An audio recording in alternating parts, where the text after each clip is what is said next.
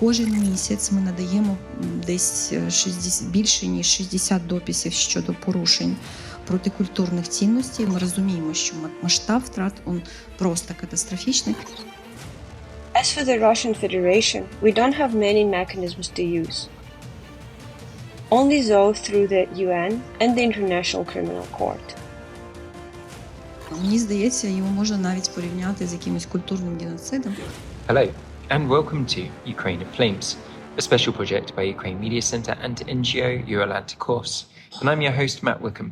And in this episode, we delve into Russian offences against cultural heritage in occupied regions and explore avenues to hold these transgressions accountable. If you want to learn more about this subject, please continue watching this video. And don't forget to press subscribe to our channel so you don't miss out on any of our videos in the future. Evelina Kravchenko, PhD in History, Senior Research Fellow at the Institute of Archeology of the National Academy of Sciences of Ukraine, outlines the occupation's actions in occupied territories, focusing on Crimea. She highlights their systematic approach to seizing and exploiting cultural heritage, including the violation of international laws and conventions, such as the Hague Convention for the Protection of Cultural Property. Let's take a listen. We'll start by talking about what's going on in the occupied territories. It would be logical to begin with Crimea, given the scope of the occupation power's actions since 2014. It logically continued after the large-scale invasion in 2022. However, the occupiers laid the groundwork for their activities in the occupied territories at the time. Where did they begin? They began by nationalizing and seizing our cultural heritage. How did they manage it? They accomplished this by recording our movable and immovable monuments in Crimea, entering them into Russian Federation state registers, and forming phony organizations based on our institutions, organizations engaged in the preservation of these monuments, such as museums and reserves, archives, and libraries. Then they began economic activity on the sites they already considered their own. They also began to use cultural heritage objects, both movable and immovable. In fact, neither Ukrainian nor international law allows for this use. Why? They conduct economic activity there, which contradicts the fundamental principles of cultural monument protection. They build there and engage in activities that are incompatible with monument protection, such as holding opera and ballet festivals in Khersones or organizing large-scale events at the Sudak fortress. There were large events with large number of people in attendance, amplified sounds, and a lot of equipment loaded on those ancient sites. All of this is unacceptable. It should not have happened in this manner. And now, in accordance with the Hague Convention for the Protection of Cultural Property, they are constructing military facilities near and directly on the sites, which is completely unacceptable for the protection of cultural heritage and the use of cultural property during an unarmed conflict. Kravchenko tells how in Crimea, occupying forces have unlawfully utilized cultural heritage sites for economic activities and events in clear violation of Ukrainian and international laws on monument protection. Everything revolves around military operations. Military operations cause damage to museum buildings as well as all ground facilities. Specifically, those objects on the ground suffer the most. If no evacuation is carried out, buildings are broken and everything inside them burns and is destroyed. Underground archaeological museums suffer as well, albeit to a lesser extent than those on the ground. This applies to the entire front line of contact. This was observed in Kyiv, Chernihiv, Sumy, and Kharkiv. That is everything that came under fire during the second phase of this war. This is what major violations entail. What are our options? So far, we have only been guided by the current legal norms, and only a few are. This is international treaties that govern the handling of cultural property during armed conflict. The Hague Convention and its two protocols, the UNESCO Convention and European Union directives, govern the export and traffic of cultural property and archaeological treasures in Europe, among other things. We should join them and take their suggestions into consideration.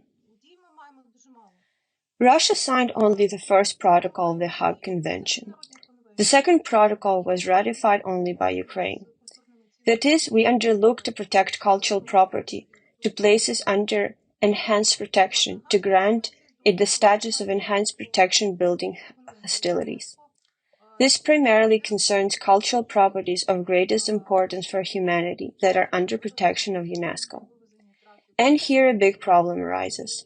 Some of the cultural properties in the unoccupied territories have received this status, whereas those located on the occupied territories cannot receive it because the procedure for granting the status requires direct presence of the UNESCO Commission near such a property. Since the Commission can be present, accordingly, they cannot grant enhanced protection for cultural property in the occupied territory. She goes on to tell how urgent action is needed to establish a special status for cultural properties in combat zones, focusing on preservation rather than just documenting crimes, as existing legislation prioritizes. The procedure for granting a special status to cultural properties located or potentially located in the combat zone must be completed. This task is now an urgent one. For my part, I'm trying to do my best so that these negotiations with our military will start as soon as possible, because we do not have such experience. We have neither coordinated actions nor expert procedures to really save this object. It's not about the necessity to record a crime when the opposite party destroyed something. It's about the necessity to save the object. The task of all these conventions is to preserve the cultural property and then record the crime. And it turns out that our legislation skips over the provision of preservation of an object and focuses on recording the crime. This is important, of course, for making claims to the Russian Federation, but the main task of cultural heritage protection legislation is to save what can still be saved. As for the Russian Federation, we don't have many mechanisms to use, only though through the UN and the International Criminal Court. There should be a special institution that will deal with the illegal movement of cultural values, including an armed conflict and black traffic. It would certainly make things easier for us, because unfortunately Interpol and Europol do not cope with this. National police work within the limits of their own legislation. They cannot always do everything. There is not always communication between the national police of different countries. Interpol and Europol are currently inactive in this direction. Therefore, we can and should talk about the creation of such an institution. Our next speaker, Elmira Ablyalimova-Chiygoz, project manager at the Crimean Institute for Strategic Studies, tell how since 2017 to 2018 efforts have been underway to document cultural heritage, highlighting Russia's genocidal intent, resulting in 353 recorded objects with over 60 monthly violation reports. Their bilingual website fosters international collaboration, underscored by recent recognition from global partners. Let's take a listen. Ми ще в 17-18 роках почали говорити про те, що злочини проти культурної спадщини – це є частиною такого геноцидального наміру Російської Федерації по відношенню, тоді ми казали, по відношенню до корінного народу Криму, кримських татар. Зараз, мені здається, після повномасштабної агресії у нас не виникає навіть сумнівів про це. Ще в далекому 17-18 роках ми говорили про необхідність документування і запровадили таке документування на прикладі Криму, бо починали ми саме з тимчасово окупованої території Криму.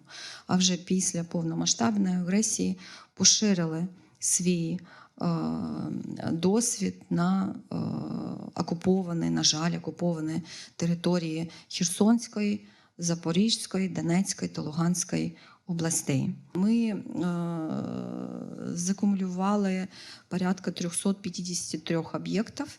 Кожен місяць ми надаємо десь більше ніж 60 дописів щодо порушень протикультурних цінностей. Вони не одразу появляються на сайті, на жаль, тому що є певний період верифікації цієї інформації, певний період пов'язаний з перекладом на англійську мову. Мені здається, це найбільша перевага сьогодні, що наш сайт двомовний, він україно-англійський, і це надає можливість також долучити до наших досліджень і міжнародних наших партнерів, які вже зможуть їх побачити.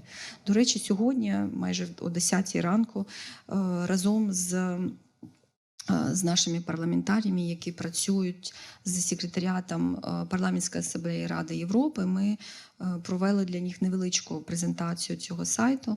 І мені здається, наші міжнародні партнери досить на такому високому рівні оцінили нашу роботу. І мені здається, це так наш сумісний такий результат нашої діяльності. She tells of the 5 key dimensions which underpin this work: advancing justice in international arenas, preparing for reparations, assessing significant losses resembling cultural genocide, challenging colonial narratives, and planning for the return and preservation of cultural heritage in deoccupied territories. Можна сказати, що є 5 вимірів нашої роботи. Для чого ми це робимо? Перше, дійсно, задля справедливості, тобто для допомоги тим процесам, які зараз веде Україна проти країни-агресора, проти Російської Федерації на міжнародних площадках, на судових процесах. Тобто наше документування, я сподіваюся, буде допомагати нашим юристам, які працюють в міжнародних судах, і допоможуть їм з їх доказовою базою, скажімо так, особливо в частині геноцидального наміру Російської Федерації по відношенню до України. Другий вимір – це, безумовно, для процесів репарації. Вони обов'язково будуть. І нам потрібно знати, що повертати, що брати за основу для того, щоб доходити до процесів репарації, реституції та інше. Третій вимір – це відповідно для оцінки пошкоджень наших втрат. Бо сьогодні ми розуміємо, що масштаб втрат просто катастрофічний. І, до речі, на цьому форумі, де ми теж були залучені, одна із панелісток сказала таку фразу, що дійсно масштаб втрат катастрофічний. Мені здається, його можна навіть порівняти з якимось культурним геноцидом, бо те, що сьогодні відбувається з об'єктами культурної спадщини, по-іншому ми не називемо.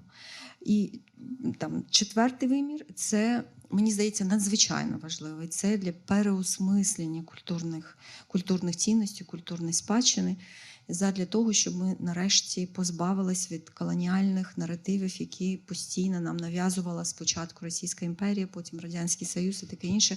І це надзвичайно важлива робота.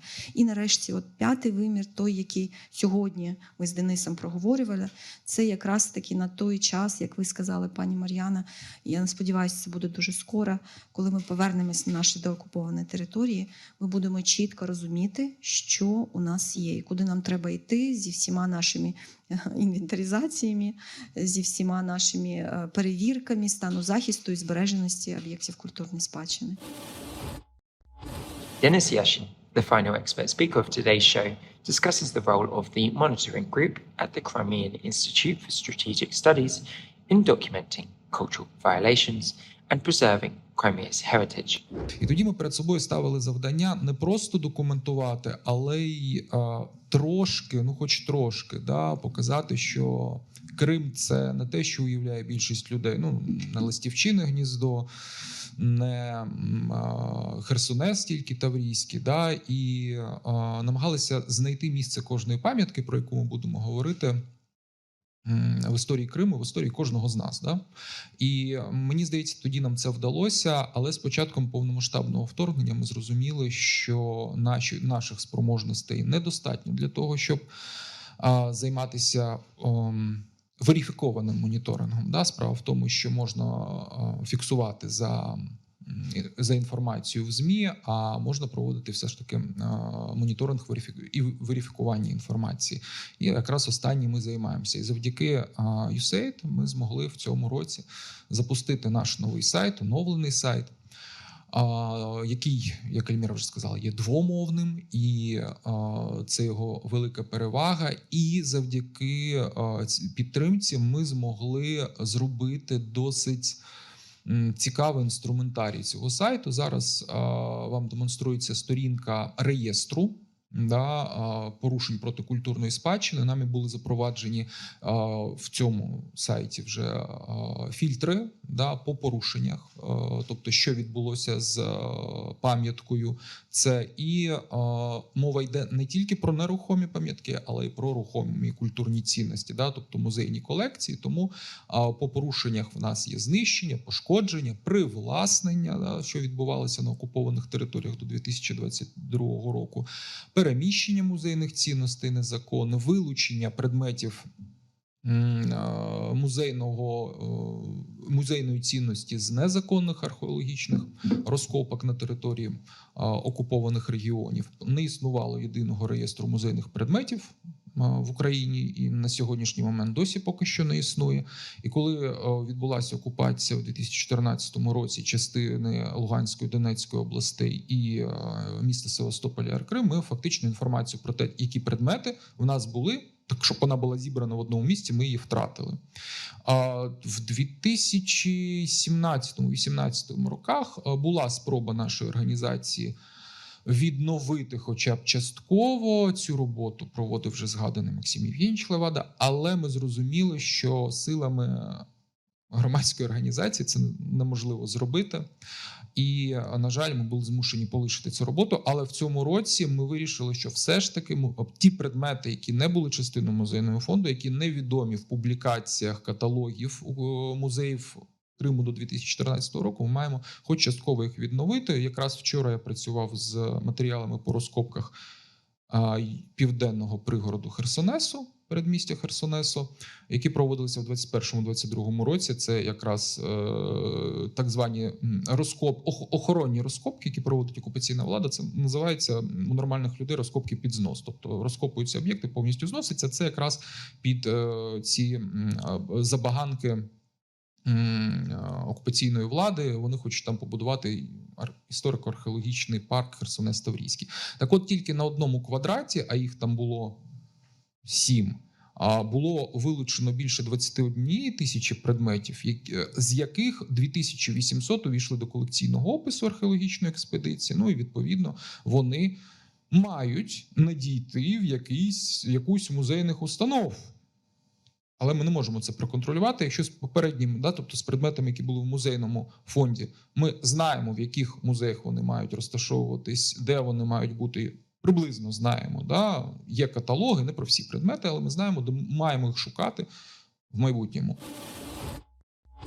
You've been watching the special project by Ukraine Media Center and Euro-Atlantic course dedicated to the Russian-Ukrainian War, Ukraine in Flames. In the description under this video, you can find more information on how you can help Ukraine fight Russian aggression. If you find our work useful, please like and share this video. Slava Ukraini!